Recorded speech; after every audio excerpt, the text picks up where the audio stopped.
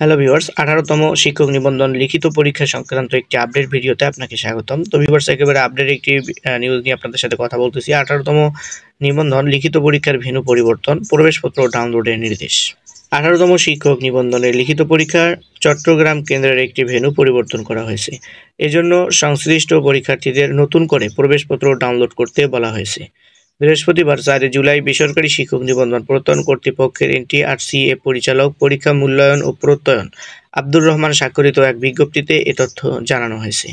এনটিআরসি-এ জানিয়েছে, আগামী 12 ও 13 জুলাই সকাল 9টা থেকে দুপুর 12টা পর্যন্ত অনুষ্ঠিতব্য অষ্টাদশ শিক্ষক নিবন্ধন পরীক্ষা 2023 এর লিখিত পরীক্ষার চট্টগ্রাম কেন্দ্রের ভেন্যু পরিবর্তন করা হলো।